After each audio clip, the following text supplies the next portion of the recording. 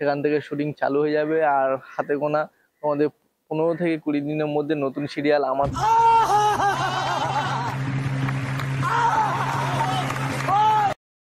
High বন্ধুরা, welcome to back to my Jayanta YouTube channel. আশা করি তোমরা সবাই ভালো আছো, আর তোমাদের ভালোবাসায় অনেক অনেক ভালো আছি।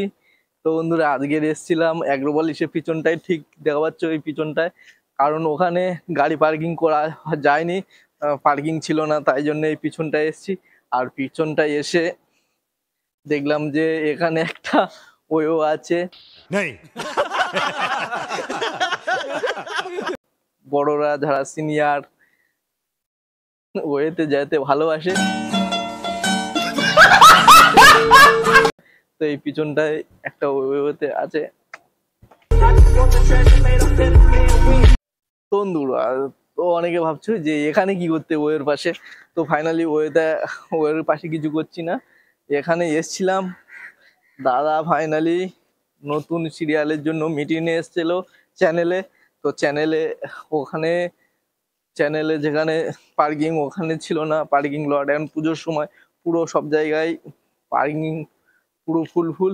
আর এখানে ফ্রি পার্কিং, যেহেতু ডিস্টেন্সটা একটু বেশি, যার ফলে এখানে পার্কিং নেই, খালি। আর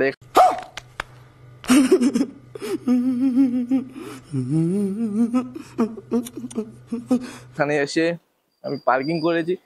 আর চলো ফাইনালি আর কদিন বাদে, তো বন্ধুরা, রিয়া সাহা বলে একটা দিদি আছে, যে দিদিটা হচ্ছে গিয়ে প্রত্যেকটা ভিডিওয় কমেন্ট করে যে ওদের দুজনকে জুটি চাই, দেখতে চাই।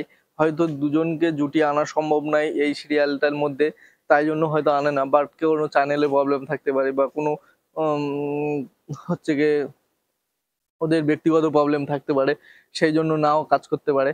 তো বাধ্যতামূলক সেই দিদিকে আমি বলতে চাই, দিদি আগের প্রজেক্ট মানে তোমাদের রানী প্রজেক্টে কাজ করেছে বলে এই জুটিটা আর পরের প্রজেক্টে কাজ করবে এরকম তো সম্ভব হয় না।